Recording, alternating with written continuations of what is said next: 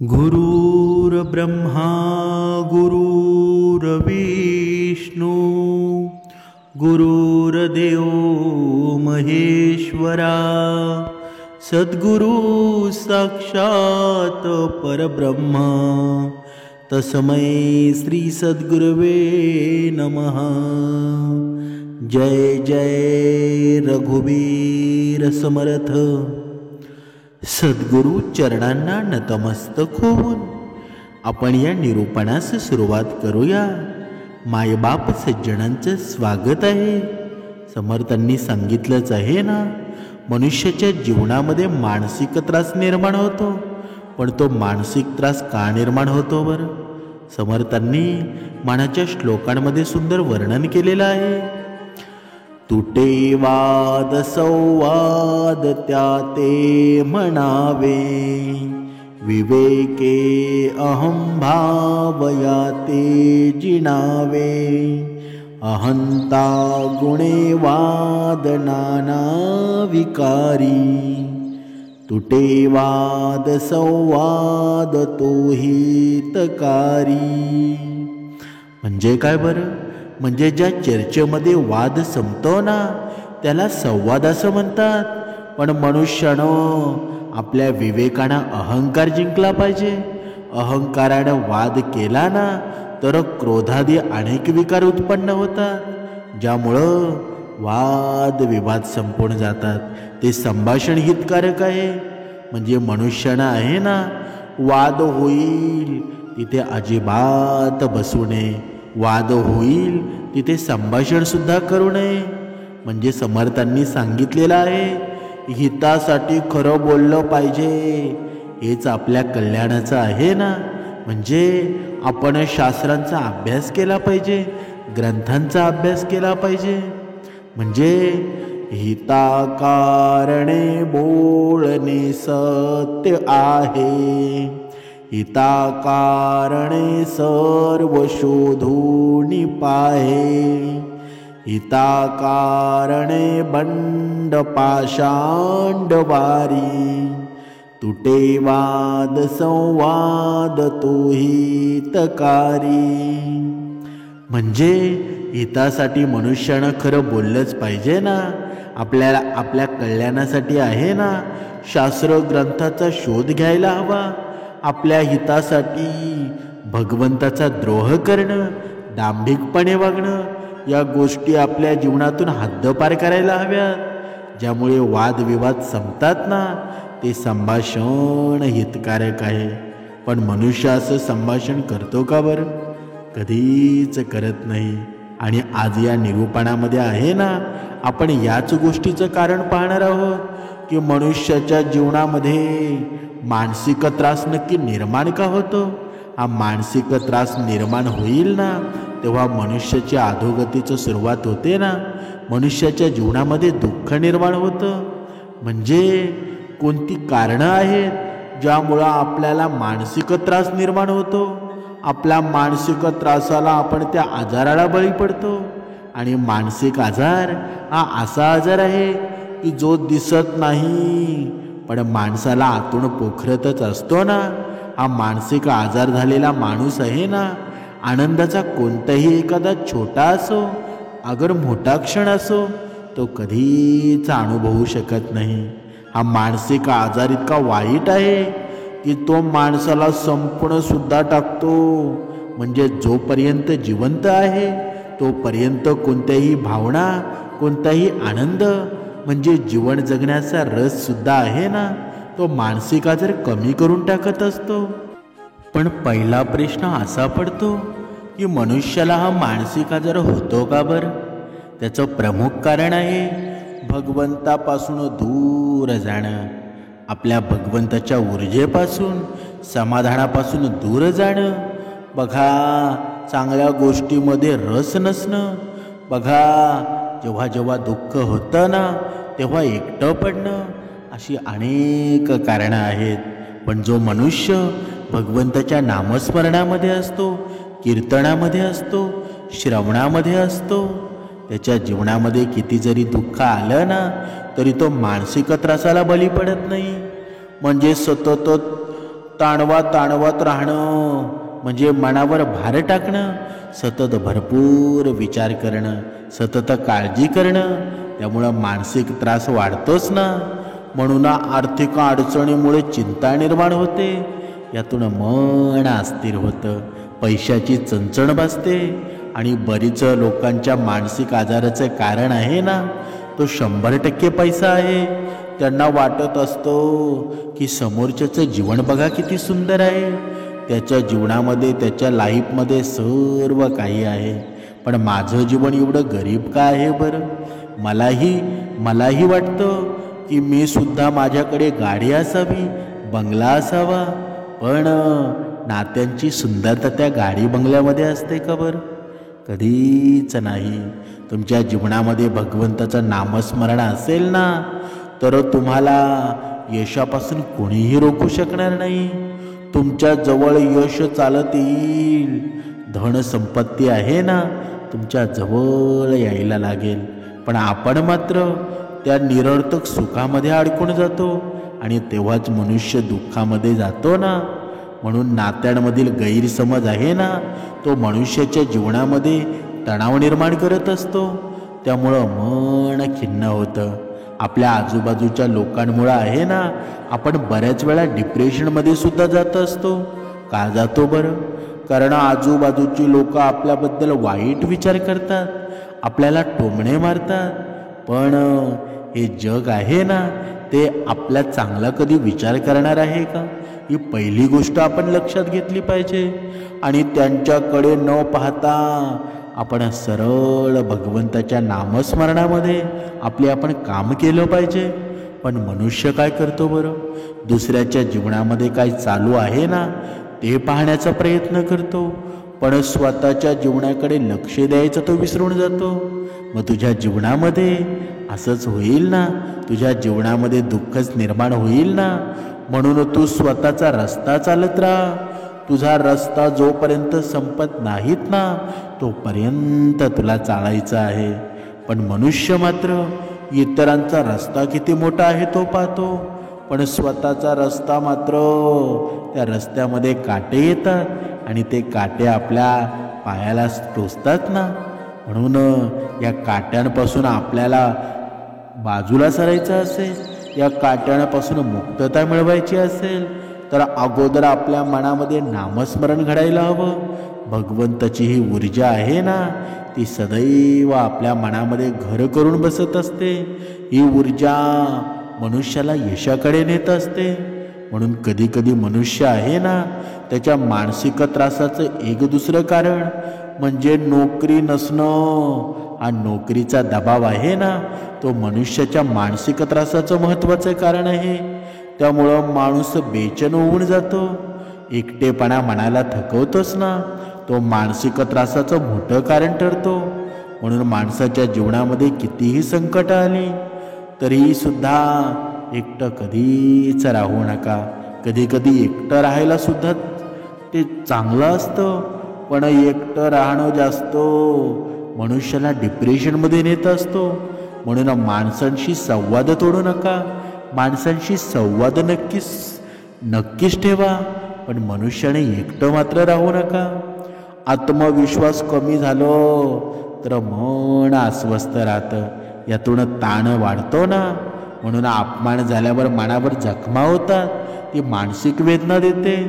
झालेला अपमान असतो, तो सतत आपण आठवत बसलो तर नक्कीच आपण मानसिक आजाराला बळी पडू शकतो. म्हणून मनुष्यानं आहे ना, नेहमी मनाचे श्लोक, दासबोध, रामायण, महाभारत, भगवद्गीता हे वेगवेगळ्या प्रकारचे ग्रंथ आहेत ना, ते वाचन करत राहावं. पण मनुष्य मात्र ते कधी करत नाही. तो करमणूक म्हणून TV पाहतो, वेगवेगळ्या प्रकारचे दुसऱ्यांचे विषय पाहतो. मग तुझ्या जीवनामध्ये दुःखच येईल ना. म्हणून कधी कधी मनुष्य आहे ना, दुसऱ्याकडून जर नकार मिळाला ना, तर त्याला मानसिक त्रास वाढतो. त्याला वाटतं की दुसऱ्यानं माझ्यासारखं वागावं, माझ्या मनाप्रमाणे वागावं. पण तसं कधी जीवनामध्ये होतं का बरं? कधीच होत नाही. म्हणूनच जास्त अपेक्षा आहेत ना, तर समोरच्याकडून करू नका. कारण जास्त अपेक्षा पूर्ण न झाल्या ना तर मनुष्य निराश होतो, यातून मनावर ताणच वाढतो ना. त्यामुळं अपेक्षा ही एक अशी गोष्ट आहे की जे माणसाला आतून पोखरत असते. कारण प्रत्येक आपल्या अपेक्षा समोरच्या व्यक्तीकडून पूर्ण होणं ही अपेक्षा चुकीचीच आहे ना. म्हणूनच समोरचा आपल्या मताप्रमाणे वागेल हा गैरसमज आहे ना, तो पहिल्यांदा मनातून काढून टाका. इतरांची तुलना केल्यानं कमीपणाची भावना निर्माण होते, त्यामुळं मन खचून जातं ना. तुलना केल्यानं आपण स्वतःला कमी समजायला लागतो, यामुळं स्वतःचं खच्चीकरणच होतं. म्हणून जास्त जर तुम्हाला त्रास होत असेल तर शांत राहा, भगवंताच्या नामस्मरणामध्ये राहा. जिथे भगवंताचं नामस्मरण चालू असेल, भजन कीर्तन कुठेही चालू असेल ना, तिथे 2 पावलं थांबा, मनसोक्त आनंद घ्या. कोणाचा विचार करू नका, चिंतेमध्ये राहू नका. कारण हे जग आहे ना तुमच्याकडे वाकडे नजरेनेच पाहणार आहे. म्हणूनच स्वतः तुम्ही निर्णय घ्यायला हवे. आणि जोपर्यंत स्वतः तुम्ही निर्णय घेत नाहीत ना तोपर्यंत ही सुखाची लहरसुद्धा तुमच्या जीवनामध्ये येणार नाही. म्हणून मनुष्य आहे ना हा त्रास का भोगतो बरं? अतिश्रमामुळे मन थकतो. सतत वणवण करणं, काम करणं हे चुकीचंच आहे ना. शरीराला विश्रांतीची सुद्धा गरज असते. सतत आपण कामच करत राहिलो तर त्यामुळं आपल्या जीवनामध्ये आपण आजारी पडू शकतो. आणि जोपर्यंत हे शरीर चांगलं नसेल ना तोपर्यंत त्या पैशाचा काही उपयोग आहे का बरं? अजिबात नाही ना. कधी कधी मनुष्याला झोपच येत नाही, कारण काम भरपूर करतो आणि झोप न मिळाल्यानं मन बेचैन होऊन जातं. यातून मनुष्याची चिडचिडच वाढते ना. म्हणून नकारात्मक विचार सतत मनावर आहेत ना, ते हावी होत असतात.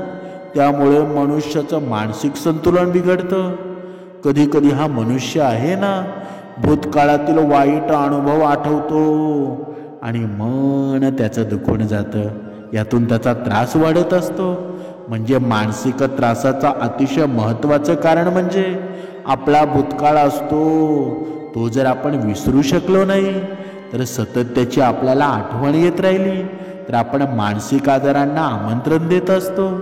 म्हणून आपल्या जीवनामध्ये जे काही भूतकाळ झालेलं आहे ना, ज्या काही गोष्टी झालेल्या आहेत त्या सर्व विसरून जा. कारण जोपर्यंत त्या तुमच्या मनामध्ये तुम्ही ठेवाल ना तोपर्यंत त्या दुःखाला सामोरे जावं लागेल. ते दुःख तुम्हाला विसरता येऊ शकणार नाही. म्हणूनच समर्थांनी सांगितलेलं आहे, भविष्याबद्दल अनिश्चितता अस्वस्थ करते. त्यामुळं मनावर दबावच वाढतो ना. जसा भूतकाळ असतो तसाच आपला भविष्यकाळ देखील आपल्याला मानसिक आजाराकडे खेचत असतो. कारण सतत आपण भविष्य काळात काय होईल, माझं कसं होईल हा विचार सतत करत असतो आणि मग आपण अजून दुःखी होऊन जातो. सतत कामाचा ताण असला ना की मनाला विश्रांती मिळत नाही. यातून त्रासच होतो ना. आता गृहिणी असो किंवा पुरुष असो, त्यांना जबाबदारीची कामं असतात आणि त्याच कामाला सतत ताण घेतला ना, सतत विचार करत राहिलो तर मानसिक आजार वाढतोच ना. आता बघा, या सोशल मीडियावरची तुलना आहे ना ती मन खिन्न करणारी असते. यातून कमीपणाची भावना वाढते. डिप्रेशनचे, मानसिक आजाराचे सर्वात महत्त्वाचे कारण आहे ना ते म्हणजे सोशल मीडिया आहे. या सोशल मीडियावर जे दिसतं ना त्याचप्रमाणे मनुष्य वागायला पाहतो. पण आपल्याला हे कळत नाही की सोशल मीडियावरचे जग अगदी दिखाव्याचं असतं ना. हे सोशल मीडियामुळं आहे ना आपला मानसिक आजार वाढत असतो. हे आपण लक्षात घ्यायला हवं. चुकीचे निर्णय घेतल्याची खंत त्रास वाटतो. म्हणजे त्यामुळं सतत नेहमी विचारामध्ये मनुष्य गुरफटतो ना. या चुकीच्या निर्णयामुळं आपल्या आयुष्यामध्ये बऱ्याच ठेचासुद्धा पोचतात, आपल्याला खाव्यासुद्धा लागतात आणि या अपयशांना तोंडसुद्धा द्यावं लागतं. त्यामुळं आपल्या मनामध्ये उदासीनता पसरते. म्हणून अपयशामुळं आपलं मन तुटून जातं. यातून निराशाच पसरते ना.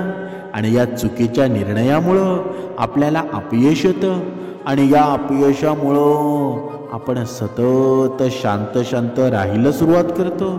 पण जर सतत शांतता जर असेल ना तर मनुष्याच्या जीवनामध्ये अधोगती निर्माण व्हायला सुद्धा वेळ लागत नाही. बघा, सतत शांतता बरी नसते. मनुष्याचं मन कुठेतरी हलकं व्हावं म्हणून कुणाशी बोलायला तरी हवं. म्हणून नुसतं एकटं राहणं ते सुद्धा मनुष्याला दुःखाकडे नेत असतं. म्हणून वाईट सवयींमुळे आहे ना मानसिक आरोग्य खालावतं, त्यामुळं त्रास वाढतो. मद्यपान किंवा सेवन हे मनावर परिणाम करताना यातून ताण वाढत असतो आणि या आजारपणामुळं मन अस्वस्थच होतं ना, त्यामुळं मानसिक वेदना वाढतात. कुटुंबातील भांडणं मनावर परिणाम करतात, यातून ताण वाढतो. मित्रांचा विश्वासघात वेदना देतो, त्यामुळं मानसिक त्रास वाढतो. प्रेमभंग मनाला खूप त्रास देतो, यातून बेचैनी वाढते. पण जर बघा इथे आहे ना मनुष्य प्रेमामध्ये पडतो, पण समर्थांनी सांगितलेलं आहे की जर तू एकदा भगवंताच्या प्रेमामध्ये पडलास ना तुला कधीच धोका मिळणार नाही.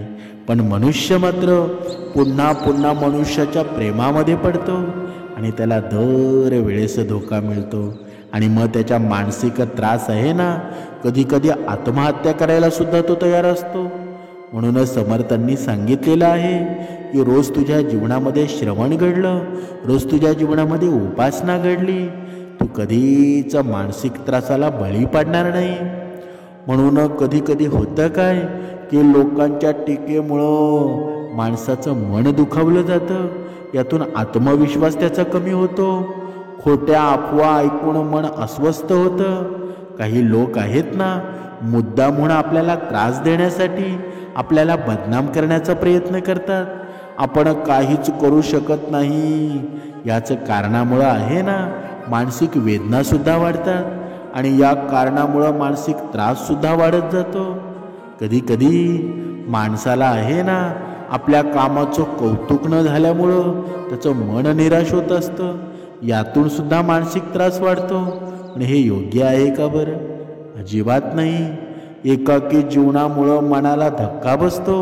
आपण सतत जर एकटं राहत असू ना, आपले मित्रमैत्रिणी कोणीच नसेल, मात्र यातून ताण वाढत असतो ना. म्हणून मनुष्याचं एकतरी असा मित्र असावा की आपल्या जीवनातील सर्व गोष्टी त्याला सांगाव्या. पण माणसाला या त्रासामधून निघण्यासाठी आहे ना भगवंताशिवाय तुमचा कोणीच मित्र असू शकत नाही की ज्याला तुम्ही मनापासून सांगता. त्याच्यावर तुमचा भरोसा आहे का बरं? या जगामध्ये आहे ना भगवंताशिवाय भरोशासारखा कोणीच नाही. म्हणून इतरांच्या यशाकडे पाहून मस्तर होत असेल ना तर आपण समजून जावं की आपण अधोगतीच्या मार्गावर आहोत. बघा, आपल्याकडे या गोष्टी का नाहीत, आपण अयशस्वी होतो. या विचारामुळं मन बेचैन होतं आणि या बेचैनीमुळं आपण डिप्रेशनमध्ये जायला सुरुवात करतो. चुकीची संगत मनावर परिणाम करते, यामुळं मानसिक अस्थिरता येते. कधी हा मनुष्य आहे ना स्वतःला व्यक्त न करता आल्यास त्याचं मन दडपणामध्ये जातं, यातून ताण वाढतो.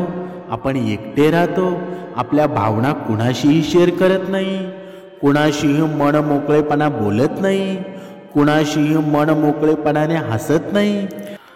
त्यामुळं आपल्याला या एकटेपणामुळं मानसिक त्रास होतो ना.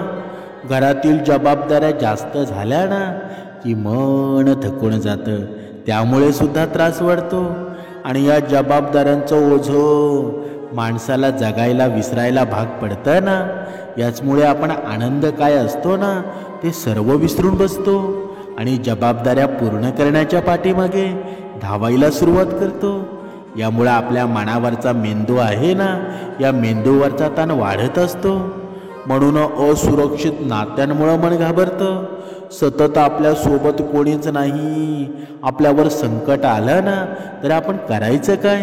किंवा स्वतःला कमकुवत समजणं आपल्या मानसिक त्रासाचा हा राजा आहे ना, हा मानसिक राजा त्रासाचं कारण असतं. म्हणून इतरांकडून कमी लेखण्यानं मन कसतं. यामुळं आपण स्वतःला कमी समजायला सुरुवात करतो. आपल्या चेहऱ्यावरचं तेज नाहीसं होतं आणि आपण उदास राहायला सुरुवात करतो. यामुळं ताण वाढल्याशिवाय राहील का बरं? कधीच राहणार नाही. म्हणून या चुकीच्या सवयींमुळं आहे ना, या अपराधीपणाची भावना निर्माण होत असते आणि त्यामुळं मन दुखावतंच ना. म्हणून वेळेचं नियोजन योग्य करा. जर तुम्ही जीवनामध्ये वेळेचं नियोजन जर केलं नाही ना, तर तणाव वाढू लागेल. सतत तुम्ही उशिरा उठता. हे उशिरा उठणं बंद करा. ब्रह्ममुहूर्तावर उठत जा. जर तुम्ही ब्रह्ममुहूर्तावर उठले ना, तर तुमचा अर्धा मानसिक त्रास कमी होईल. आणि जर त्यामध्ये ब्रह्ममुहूर्तावर उठून तुम्ही उपासना सुरू केली, जर तुम्ही भगवंताचं नामस्मरण सुरू केलं, तर तुमच्या जीवनातील सर्व प्रश्नांना मार्ग सापडतील. तुमच्या जीवनामध्ये सर्व प्रश्न तुम्हाला उत्तरं मिळतील आणि तुमचं जीवन सुख होऊन जाईल. तुमच्या जीवनामध्ये आनंदाची बातमी येऊन जाईल. तुमचं अस्वस्थ मन चांगल्या गोष्टींकडे निर्माण होईल आणि तुमच्या जीवनामध्ये तुम्ही पाहिलेली स्वप्न आहेत ना, ती पूर्ण व्हायला वेळ लागणार नाही. म्हणूनच समर्थांनी सांगितलेलं आहे की जर तुम्हाला मानसिक त्रासापासून वाचायचं असेल ना, तर हा मार्ग तुमच्यासाठी आहे. सद्गुरूंचे चरण स्पर्श करा. सद्गुरूंना शरण जा आणि रोज उपासनेला बसा. तुमच्या जीवनामध्ये आहे ना, तुमच्या जीवनामध्ये किती जरी दुःख असेल, तुम्ही किती जरी प्रश्नामध्ये अडकलेला असाल, तुम्हाला नक्कीच उत्तरं मिळतील. तुमच्या ज्या मनामध्ये ज्या गोष्टी आहेत ना, त्या सत्यात उतरवायला लागेल. म्हणजे तुटे वाद संवाद तेथे करावा.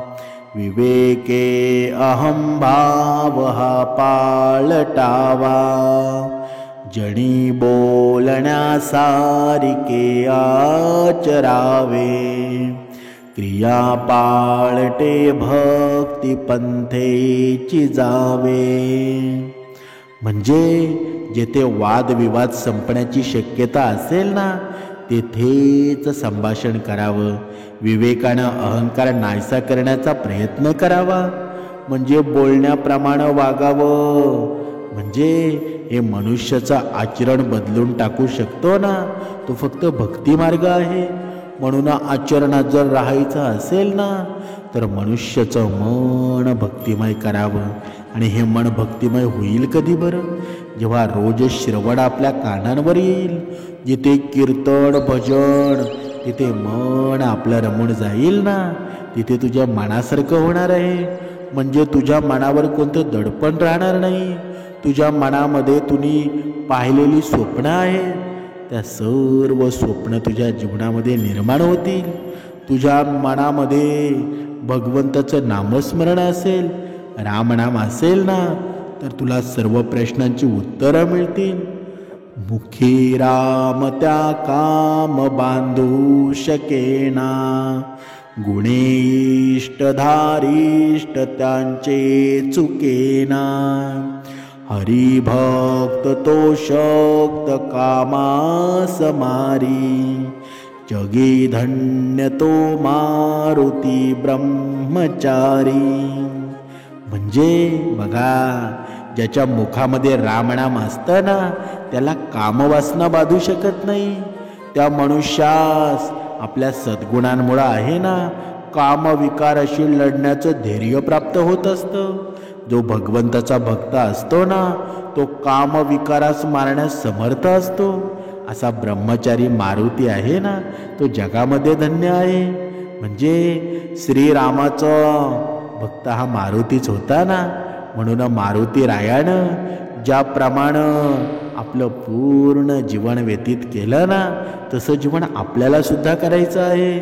म्हणजे मारुती रायांचं रामावर असलेला विश्वास, जे राम करेल ते खरं, तसं या मनुष्याने सुद्धा विश्वास ठेवायला हवा. पण मनुष्य मात्र विश्वास ठेवतो का बरं? जिथे त्याचा विश्वास मोडला जातो ना, तिथे तो आद्रविश्वास ठेवत असतो. पण जिथे त्याच्या विश्वासाला तडा जाऊ देणार नाही, त्या त्या भगवंतावर मात्र तो अविश्वास दाखवतो आणि तिथेच तो चुकतो ना. म्हणून अजून वेळ गेलेली नाही. तुम्हाला डिप्रेशनमधून बाहेर निघायचं असेल, त्रासामधून बाहेर निघायचं असेल तर भगवंताला शरण जा. ही दत्तगुरूंची कृपा आहे ना, तुमच्या आयुष्यामध्ये निरंतर राहील. जय जय रघुवीर समर्थ.